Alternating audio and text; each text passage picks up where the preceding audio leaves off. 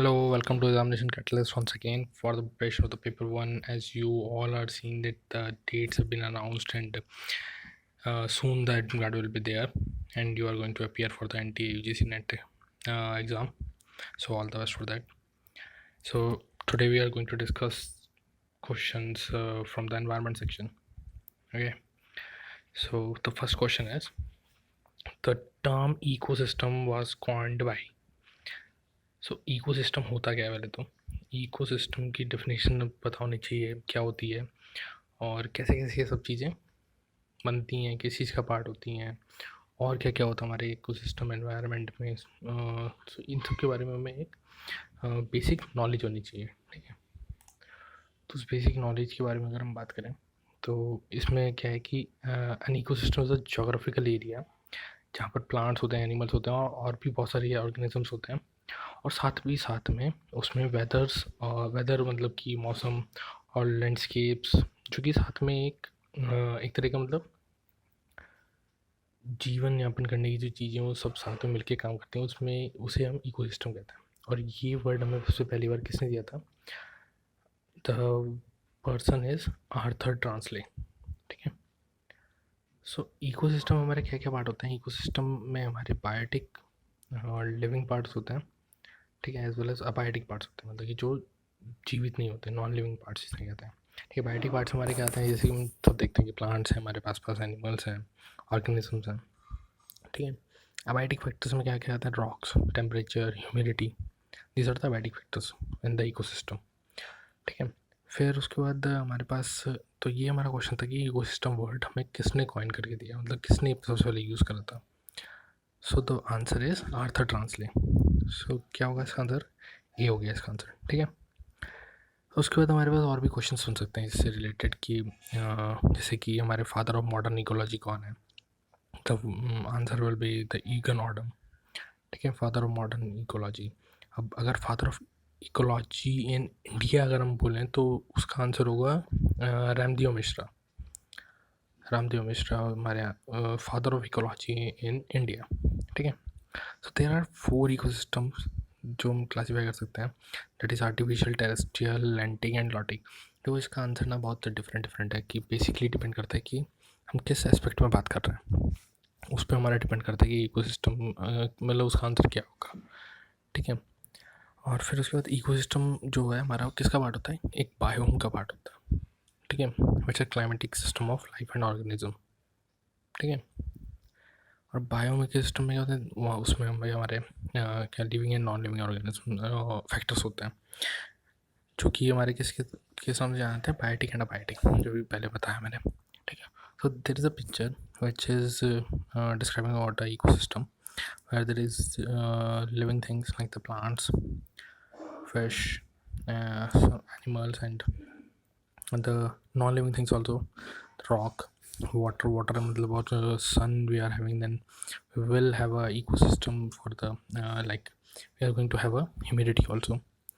So these are the complete part which make the ecosystem, ठीक है। और भी हमारे इकोसिस्टम के, जैसे हम इकोसिस्टम का अगर क्लासिफिकेशन करना चाहें तो इकोसिस्टम क्लासिफिकेशन कैसे होंगे? देखो, नेचुरल इकोसिस्टम हो गया जिसमें कि ह्यूमन इंटरवेंस है भी और नहीं भी, ठीक है, मतलब उसे ये तो ह्यूमन मेंटेन कर रहे हैं कि जैसे हमारे फॉरेस्ट हो गए, लेक्स हो गई, या फिर कोई रिवर है उसे हम मेंटेन कर रहे हैं, ठीक है, विद और without the interference of the humans, these are called the natural ecosystem. फिर हमारे आर्टिफिशियल और मैनमेड इकोसिस्टम, जैसे कि हमारी खेत हो गए, ठीक है, वो एक तरह का इकोसिस्टम ही है ना, उसमें हमारे पास ऑर्गेनिजम्स भी हैं, माइक्रो ऑर्गेनिजम्स भी हैं, जैसे उसमें अर्थ फॉर्म भी होता है, ठीक है। तो उसमें क्या हो गया कि हमारे एक अलग से इकोसिस्टम उसमें डेवलप्ड है, उसमें हमारे अर्थ फॉर्म से लेके माइक्रो ऑर्गेनिजम्स भी हैं, इंसेक्ट्स भी हैं, ठीक है, और प्लांट्स भी हैं। तो दैट इज़ आर्टिफिशियल इकोसिस्टम। फिर उसका जो नेचुरल इकोसिस्टम होता है उसकी हम दो क्लासिफिकेशन कर सकते हैं कि वो टेरेस्ट्रियल इकोसिस्टम होता है और एक एक्वेटिक इकोसिस्टम होता है, ठीक है। टेरेस्ट्रियल में क्या है हमारा example? Forest ecosystem, grassland ecosystem हो गया, डेजर्ट इकोसिस्टम हो गया, ठीक है। तो ये इसका आंसर कि इकोसिस्टम कितने टाइप के होते हैं ये इस पर डिपेंड करता है कि हम किस एस्पेक्ट में पूछ रहे हैं, ठीक है। टाइप ऑफ टेरेस्ट्रियल इकोसिस्टम कितना हो गया, जैसे forest ecosystem, grassland ecosystem, desert ecosystem, ठीक है। फिर ऐसे आता है एक्वेटिक इकोसिस्टम। एक्वेटिक का मतलब है कि हमारा जो एक्वेटिक मतलब वाटर रिलेटेड वाटर, ठीक है, ओपन वाटर। एक्वेटिक इकोसिस्टम हमारे दो तरह के हुए, fresh water ecosystem, marine ecosystem, ठीक है। फ्रेश वाटर इकोसिस्टम भी हमारे फिर दो तरह से डिवाइड हो सकते हैं, ठीक है। फ्रेश वाटर इकोसिस्टम मतलब कि फ्रेश वाटर में हमारा क्या आ गया, the running water bodies, lotic जिसे हम कहते हैं, या फिर लैंटिक जैसे स्टैंडिंग वाटर बॉडीज़। तो लॉटिक मतलब रनिंग वाटर बॉडीज़ हमारी, इसमें क्या क्या आएगा, रिवर हो गया, वाटरफॉल्स हो गए, स्ट्रीम, ये सब हमारी क्या हो गई, रनिंग वाटर बॉडीज़। तो इसे हम किस में डालेंगे, lotic classification, lotic water ecosystem. फिर आता लैंटिक जैसे कि हमारे पॉन्ड, लेक्स हो गए, ठीक है। These are standing water bodies, मतलब कि रुके हुए पानी है वो, ठीक है। So these are the ecosystem and about the ecosystem, ठीक है। This is the question. और ये क्वेश्चन जो है ना, और ये जो जितना ये इसमें यहाँ पर लिखा है, इससे बहुत सारे क्वेश्चंस और कवर हो जाएंगे। The main thing is understand it by the use of this picture, ठीक है। It will let you imagine fastly कि इकोसिस्टम हमारा होता क्या है, ठीक है। उसके बाद इकोसिस्टम की क्लासिफिकेशन क्या क्या हो गया, ठीक है। This is very important to memorise, क्योंकि इस पर डायरेक्ट क्वेश्चन आ जाते हैं कि कौन सा इकोसिस्टम है और ये कौन, मतलब एग्जाम्पल आ सकता है कि rice field is an example of which type of ecosystem. तो उसमें 4 ऑप्शन होंगे, एक आर्टिफिशियल इकोसिस्टम होगा, तो दैट इज द आंसर। फिर हमसे पूछ सकते हैं कि pond is which type of ecosystem, ठीक है। उसमें ऑप्शन होगा कि marine ecosystem, fresh water ecosystem, terrestrial ecosystem, fresh water ecosystem, terrestrial ecosystem. तो उसका एग्जाम्पल जो एक्यूरेट होगा वो क्या, फर्स्ट फ्रेश वाटर इकोसिस्टम है, क्योंकि उसी का पार्ट है एटलांटिक इकोसिस्टम, ठीक है। सो इस तरह से बहुत सारे क्वेश्चन बन सकते हैं, इसमें सब घुमा फिरा के कुछ भी छोटे छोटे, ठीक है।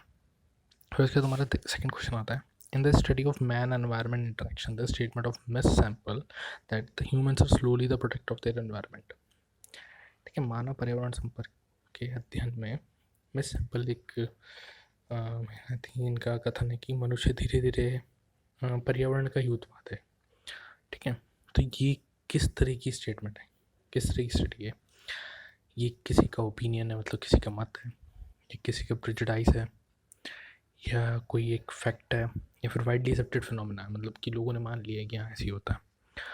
सो द आंसर इज कि it is a fact, real fact that humans are the slowly protect of the environment, क्योंकि as we have seen from the Darwin theory or Big Bang theory, the evolution of the human started from the microorganism, and what we have not seen is the dinosaurs, ठीक है। तो dinosaurs हमने नहीं देखी, लेकिन there is an evolution from the starting from the microorganisms. If you studied the Darwin theory, or you studied about the from the Big Bang or the cosmos study, if you done, so there is a study, and these scientific evidence shows that this is a fact that the humans are slowly the product of their environment, ठीक है। तो ये एक तो ये line बहुत important है, the humans are slowly the product of the environment. ये पूछा जा सकता है कि मतलब किसकी स्टेटमेंट है, किस पर्सन की स्टेटमेंट है, उसका नाम पूछा जा सकता है। और एक इस तरह से पूछा जा सकता है, और ये भी पूछा जा सकता है कि ये मतलब the humans are slowly the product of the environment is a fact. So they can ask you about क्या ये सही है, गलत है, पार्शली सही है, पार्शली गलत है, या फिर असर्शन रीजनिंग में पूछा सकता है कि the humans are slowly the product of the environment. This is the assertion, and the reason is because of the scientific evidences and the scientific discoveries, inventions that have shown the evolution of the human from the environmental conditions. So उसके में आपसे assertion reasoning पूछ सकते हैं कि only the assertion is true, only the reason is true, and the assertion false. Assertion and reason both are true, but the reason is false. Assertion and reason both are true, and the reason is completely satisfactory for the assertion. ये इस तरह के question आपसे पूछ सकते हैं, ठीक है। तो ये क्वेश्चन से ना, मतलब जो प्रैक्टिस करते हैं उससे बहुत सारे क्वेश्चन और डेवलप हो जाते हैं, उनकी प्रैक्टिस हो जाती है साथ में, ठीक है। तो नेक्स्ट क्वेश्चन चलते हैं, the third question, in the analysis of man environmental relationship pragmatic possibilities implies that मानव पर्यावरण संबंध में विश्लेषण में व्यवहारिक अभिभोग का तात्पर्य किससे है? ठीक है, तो मैन एनवायरनमेंट रिलेशनशिप, तो मैन एनवायरनमेंट ना, इनका इंटरेक्शन मतलब जो मतलब हमारा एटमॉस्फेयर है उसके लगभग हर स्टेज में, हर लेयर में उसका इंटरेक्शन है। ठीक है, सो उसमें प्रैग्मेटिक पॉसिबिलिज्म क्या है? ठीक है, तो उसके ऑप्शन हमें रखें, there is no limit for man to exploit the resources of earth. ठीक है, वैसे तो इसका मतलब क्या हुआ, पृथ्वी में संसाधनों का दोहन करने के लिए मनुष्य के लिए कोई सीमा नहीं है। ठीक है, वैसे तो सीमा नहीं है, लेकिन अगर करते जाओ तो मतलब हम अपना ही डिस्ट्रक्शन कॉज कर रहे हैं ना, मतलब हम अपना ही नुकसान कर रहे हैं। ठीक है, फिर दूसरा ऑप्शन क्या है, there are limited possibility to explore the earth resources. ऐसा तो नहीं है, लिमिटेड पॉसिबिलिटीज़ तो नहीं है क्योंकि आप जैसे कि अभी कई जगह पे क्या हुआ है कि क्रूड ऑयल के लिए में जो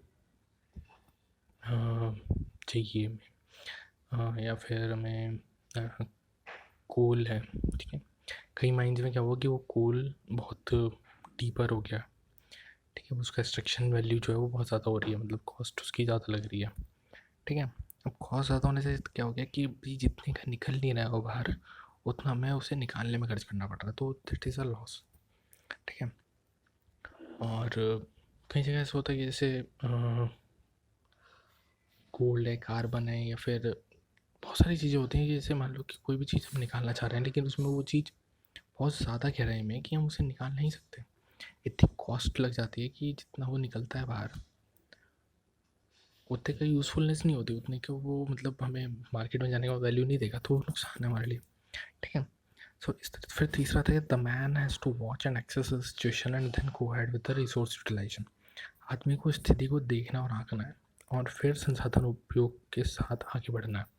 ठीक है, तो इसका मतलब क्या है कि जैसे अभी we can use the electric vehicle. ठीक है, हमने डेवलप कर ली batteries, silicon battery, lithium ion batteries, हमने सब डिस्कवर कर लिया, तो we can go to the electric vehicles from the petrol diesel vehicles. ठीक है, सो ये हमारा एनालिसिस है कि हमें कैसे काम करना है। हम अगर इलेक्ट्रिक व्हीकल यूज़ कर सकते हैं पेट्रोल डीजल की जगह, तो हमें उस पर जाना है क्योंकि we are limited with the resources that are natural like the petrol and diesel. ठीक है, फिर चौथा क्या है, the man has to keep in mind only his basic needs while planning to harness the potential from resourceful earth. ठीक है, संसाधनपूर्ण पृथ्वी की क्षमता का दोहन करने की योजना बनाते समय आदमी को केवल अपनी बुनियादी ज़रूरतों को ध्यान रखना चाहिए। ठीक है, देखो बेसिक नीड्स आर, जो बेसिक नीड थी ना वो तब फुलफिल होती थी जब जो इंसान था वो हमारे एंसेस्टर्स, मतलब हमारे पूर्वज हुआ करते थे जो पहाड़ों में, जंगलों में रहते थे। ठीक है, उस टाइम पे हमारी सिर्फ बेसिक नीड्स स्टार्ट हुई थी और वो हम सिर्फ उसी के लिए जीते थे। अभी that is not the fact. ठीक है, so the answer for this, the analysis of man environment relationship pragmatic possibilism employs that, क्या एम्प्लाई करता है कि सबसे बेसिक जो इसका मतलब देखो, सबसे मेन इसके चार ऑप्शन पढ़ोगे ना, सब सही हैं। ठीक है, ऐसा नहीं है कि मतलब गलत है, बात सही है, but the most efficient answer आपको जो चूज़ करना है ना वो सबसे सही आंसर होगा। ठीक है, तो इसका आंसर क्या होगा, the man has to watch and access the situation and then go ahead with the resource utilisation. ठीक है, अभी जैसे कि क्या है कि हम कहीं पे डैम बनाते हैं, तो डैम बनाने के लिए हमें जो एनवायरमेंटल कंडीशंस आसपास की चाहिए, अगर वो सूटेबल है तो हम जाएंगे बनाएंगे, उससे हम हाइड्रो पावर यूज़ करेंगे ना, तो हम कोल को मिनिमाइज़ करेंगे, कोल थर्मल पावर जो है हम उसे मिनिमाइज़ करेंगे, उससे हम क्या करेंगे, उसे हम यूज़ नहीं करेंगे तो उस पर एनवायरमेंटल इफेक्ट्स भी कम होंगे। So the best answer for this question is the man has to watch and access the situation and then go ahead with the resource utilization. The C जो है उसका करेक्ट आंसर है। ठीक है, तो अभी नेक्स्ट क्वेश्चन पे आते हैं। Next question is as the following. ठीक है, ट्रोपोस्फीयर, स्ट्रेटोस्फीयर, आयनोस्फीयर, एक्सोस्फीयर, और ये लिस्ट है ये कि इन मतलब जो लेयर्स ऑफ एटमॉस्फेयर है उसमें किस लेयर में क्या चीज़ मिलती है। डस्ट पार्टिकल में किस लेयर में मिलते हैं, ओजोन लेयर किस लेयर में होती है, मेटियोर्स किस में होते हैं, ऑरोरा किस में होते हैं, और ये पूछ सकते हैं कि क्लाउड्स किस में होते हैं, ठीक है, क्लाउड फॉर्मेशन किस में होती है, ठीक है। तो इसके लिए ज़रूरी है कि आपको पता हो कि बेसिक स्ट्रक्चर क्या, मतलब बेसिक लेयर्स कौन कौन सी एनवायरनमेंट की, ठीक है। So these are the layers of the environment, ठीक है। सो स्टार्ट कहाँ से होता है, ये बायोस्फीयर से स्टार्ट होता है, जहाँ पे हम लोग रहते हैं, एनिमल रहते हैं, प्लांट्स रहते हैं, इंसेक्ट्स रहते हैं, फिश बर्ड्स, ये सब होते हैं, ये हमारा क्या है, बायोस्फीयर। इसके बाद हमारा क्या स्टार्ट होता है, द ट्रोपोस्फीयर, ठीक है। तो हमारी कौन सी लेयर है, troposphere, stratosphere, mesosphere, then thermosphere, exosphere, ठीक है। तो हमारे क्या देखो, इसमें सब इंडिकेट कर रखा है कि कहाँ पे क्या चीज़ होती है। तो जो वेदर, अगर आपको पूछा है कि वेदर कंडीशंस कहाँ पे फॉर्म होती है, मतलब वो क्लाउड्स कहाँ पे फॉर्म होता है जिससे कि बारिश होती है, ठीक है, वो सब होता है हमारे ट्रोपोस्फीयर में, ठीक है। जो हमारे पैसेंजर प्लेन है जिसमें हम ट्रैवल करते हैं, वो सब किस किस लेयर में फ्लाई करते हैं, वो सब उड़ते हैं हमारे ट्रोपोस्फीयर में, ठीक है। लेकिन जो फाइटर प्लेन है, ठीक है, फाइटर प्लेन जो है हमारे, वो कहाँ पे उड़ते हैं, स्ट्रेटोस्फीयर। आपने देखा होगा मूवीज़ में भी कि जब कोई आर्मी की मूवी या फिर कोई और मूवी अपनी देखी हुई जिसमें फाइटर जेट्स का यूज़ हुआ होगा, तो वो सब ना मतलब आपको बादल के ऊपर ही दिखेंगे लगभग, ठीक है। तो इससे याद करना, मतलब याद करना है तो ऐसा नहीं है, मतलब पैसेंजर प्लेन भी दिख जाते हैं ऊपर मूवीज़ में, ठीक है। तो फाइटर प्लेन जो हमारे कहाँ पर होते हैं, उड़ते हैं स्ट्रेटोस्फीयर में उड़ते हैं, ठीक है। और यहीं पे हमारी फॉर्म होती है क्या, द ओजोन लेयर, ठीक है। ओजोन लेयर हमारी किस लेयर में फॉर्म होती है, स्ट्रेटोस्फीयर में, ठीक है। फिर उसके बाद आता है हमारा मीसोस्फीयर। मीसोस्फीयर में आते हैं मेट्रोलॉजिकल रॉकेट, ठीक है। मेट्रोलॉजिकल जो होते हैं, ये मेट्रोलॉजिकल हम कैसे कहेंगे, जैसे मेट्रोलॉजिकल डिपार्टमेंट होता है, ठीक है। मेट्रोलॉजिकल डिपार्टमेंट में क्या होता है हमारा, ये जो वेदर कंडीशंस हमें बताई जाती हैं, ठीक है। मेट्रोलॉजिकल डिपार्टमेंट, जैसे मेट्रोलॉजिकल डिपार्टमेंट ऑफ इंडिया है, मेट्रोलॉजिकल सेंटर कहाँ है, देहरादून में है, ठीक है। सो फिर उसके बाद आता है हमारा थर्मोस्फीयर। थर्मोस्फीयर में क्या होता है, हमारे स्पेसशिप्स होती हैं, मेटियोर्स होते हैं, पोलराइड्स होती हैं, ठीक है। फिर आता है हमारा एक्सोस्फीयर। एक्सोस्फीयर में क्या होता है, आर्टिफिशियल अर्थ सैटेलाइट और स्पेसशिप और स्पेस स्टेशंस, ठीक है, ये हमारे इसमें होता है। फिर उसके बाद अभी जैसे उसमें एक वर्ड है ये ऑरोरा। ऑरोरा का मतलब क्या होता है, जब हमारी आयंस ऑफ सोलर विंड, मतलब जो आयंस होते हैं सोलर विंड के, ठीक है, वो जब ऑक्सीजन और नाइट्रोजन, मतलब देखो ऑक्सीजन और nitrogen are the basic constituent in the air we breathe, और उसमें मैक्सिमम पार्ट जो है वो नाइट्रोजन का, ठीक है। सो जो आयंस हैं सोलर विंड के, सोलर विंड जो हमारी है हमें रिसीव होती है अर्थ पे, वो जब ऑक्सीजन और नाइट्रोजन से कोलाइड करते हैं अर्थ के एटमॉस्फेयर में, सो उससे एक एनर्जी रिलीज़ होती है, मतलब कॉलिजन से एक एनर्जी रिलीज़ होती है, जब हम टकराते हैं उससे एनर्जी रिलीज़ होती है। उससे एक तरह से मान लो कि आप कोई दो लोग हैं वो भिड़ गए, तो उनसे एनर्जी निकलेगी, वो गुस्सा होंगे, तो this is energy. The energy release during these collision causes a colourful glowing halo around the poles. Poles पर हमारे एक बहुत ही ब्यूटीफुल सी पिक्चर बनती है, मतलब वो थोड़े अपने देखो मूवीज़ में ज़्यादा शो होते हैं एपिसोड्स में कि वो ब्लू कलर की स्काई में रात को लाइट नहीं हो रही है, ठीक है, इस तरह के बनते हैं। उसे हम क्या कहते हैं, उसे बोलते हैं aurora. Most auroras happens about 97 to 1000 kilometre above the earth surface. तो इसका मतलब है कि हमारा ये किस में होता है, आयोनोस्फेयर में, ठीक है, एक्सोस्फेयर में होता है, मतलब एक्सोस्फेयर में होता है, ठीक है। तो और फिर हमारा आयोनोस्फेयर क्या होता है, देखो आयोनोस्फेयर्स में हमारा मेसोस्फेयर से और थोड़ा स्ट्रेटोस्फेयर, थोड़ा सा पार्ट स्ट्रेटोस्फेयर का, और उसके बाद ऊपर जितना पार्ट है उसे हम आयोनोस्फेयर कहते हैं, जहाँ पे आयनाइजेशन प्रोसेस रहती है, ठीक है, उसे हम आयोनोस्फेयर कहते हैं। सो इसका आंसर, अगर अभी ये जो फ़ोटो है ना, इसे बना के अपने हाथ से दो चार बार बनाओ, उसमें लिखो कि क्या क्या चीज़ें हैं। टेम्परेचर इसमें दे रखा है कि टेम्परेचर कितना कितना होता है, कहाँ पे कितना टेम्परेचर डिग्री सेल्सियस में लिखा है, ठीक है। तो ये सब चीज़ें ना, मतलब बनाओ लिखो कि कहाँ पे क्या चीज़ मिलती है, तो ऑटोमेटिकली ना आपको खुद ही पिक्चराइज हो जाएगा, दिमाग में वो पिक्चर सेट हो जाएगी अपने आप। ठीक है, तो ये डायरेक्टली आंसर हो जाएंगे ये सब क्वेश्चन। ठीक है, तो इसमें पूछा कि ट्रोपोस्फीयर हमारी सबसे लोअर लेवल लोअर लेयर है। ठीक है, मतलब after biosphere is the troposphere. ठीक है, तो उसमें क्या है, डस्ट पार्टिकल्स मिलते हैं हमारे ऑब्वियसली। ठीक है, फिर उसका स्ट्रेटोस्फीयर आता है, और स्ट्रेटोस्फीयर में बताया मैंने अभी कि उसमें ओजोन लेयर होती है। ठीक है, फिर आता हमारा ionosphere. Ionosphere is the upper most part of the environment that will contain the meteors, and exosphere is the 90 there is a 97 to 1000 kilometre के बीच में जो होता है हमारा। ठीक है, वहाँ पे हमारे ऑरोरास फॉर्म होते हैं। So this will be the answer, that is A for first. Troposphere में हमारे डस्ट पार्टिकल्स होते हैं, स्ट्रेटोस्फियर में हमारे ओजोन लेयर होती हैं, एंड आयनोस्फीयर में हमारे मेटियोर्स होते हैं, एक्सोस्फीयर में ऑरोरा होते हैं। Ionosphere is the completely above layer होता है ऑस्फीयर, तो हमारा वही, तो ये आंसर होगा हमारा। आंसर क्या होगा इसका, ए। ठीक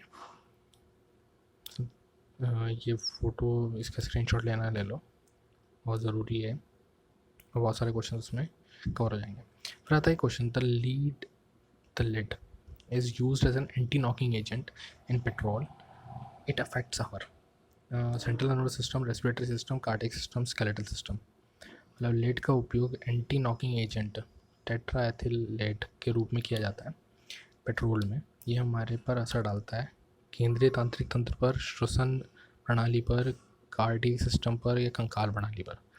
ठीक है, देखो इसकी कहानी ना बहुत ही इंटरेस्टिंग है। मतलब एक साइंटिस्ट है जिनका नाम है क्लेयर पैटर्सन। ठीक है, इन्होंने क्या करा था, इन्हें इमेजिन होने लगा था जब पेट्रोल में लेड यूज़ होने लग गया था कि मतलब सभी लोग, जो देखो जब पेट्रोल होता है ना, पेट्रोल के कंबशन से, मतलब उसके जलने से, जब वो इंजन में जलता है उससे जो धुआं निकलता है उससे क्या होता है कि वो हवा में घुल जाता है, और जब लेड निकलेगा तो वो लेड भी जाएगा हवा में। ठीक है, तो उससे क्या होता है कि वो चीज़ हम भी इनहेल करते हैं, मतलब हम भी सांस लेते हैं तो हमारे अंदर भी जाएगी। तो उन्हें पता लगने लग गया था कि ये जो लेड है ये लोगों के अंदर और जानवरों के अंदर, प्लांट्स में, सब जगह पे मतलब ये लेड फैल चुका है। और लेड की सबसे बुरी बात यही है कि वो हमारे नर्वस सिस्टम पे डायरेक्टली अटैक करता है और उसे ख़राब कर देता है। ठीक है, सो हुआ ये कि उन्होंने जब ये कमेटी के सामने रखा कि ये एक प्रॉब्लम है जो कि हम अनदेखा कर रहे हैं, और लेड इसलिए यूज़ होता था कि उससे नॉकिंग प्रॉपर्टीज़, मतलब एंटी नॉकिंग एजेंट था एक लेड। मतलब क्या होता है कि एंटी नॉकिंग का मतलब है कि जब इंजन में ना एक जब आग लगती है तो उससे एक आग ना मतलब फैलनी स्टार्ट होती है।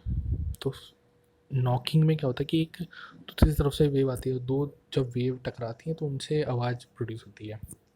ठीक है, मतलब नॉक नॉक टाइप की आवाज़ स्टार्ट हो जाती है उसमें प्रोड्यूस होनी। तो उसे कम करने के लिए, उससे एफिशिएंसी भी ख़राब होती है इंजन की, उसे कम करने के लिए हम लेड यूज़ करते हैं पेट्रोल में। ठीक है, तो उन्होंने जब बताया तो जितनी इंडस्ट्रियल पर्सनैलिटीज़ थी या फिर इंडस्ट्रियल पर्सन्स थे जो ऑटोमोबाइल इंडस्ट्रीज़ में या फिर मशीनरी में काम करते थे जहाँ पे पेट्रोल यूज़ होता था, वो सब उनके अगेंस्ट खड़े हो गए। तो उन्होंने फिर इस चीज़ को प्रूव करा। Then later it is the step taken by the society that will be going to diminish the lead. और अभी आप जब पेट्रोल पंप पे जाते हो तो वहाँ पे लिखा होता होगा lead free petrol. So that's why it is came to being कि लेड फ्री पेट्रोल का यूज़ इसलिए किया जाता है। ठीक है, so the person was geochemist जिन्होंने ये चीज़ बताई थी कि हमें न्यूरोटॉक्सिन लीड को गैसोलीन से हटाना है। ठीक है, सो हमारा lead is use as an anti knocking agent in petrol, it affects our central nervous system. ठीक है, so this is the answer, and these are the 5 questions covering a huge area about the concepts, so you will be able to solve many problems from this. Okay, so this is all. Thank you. From the examination catalyst, you can join our telegram channel. There we are having our quiz also, day-to-day basis, and mostly on the weekly basis we are having the quiz. Thank you for the watching the video. I hope you learned a lot. and do like, share, comment and subscribe the channel. Thank you.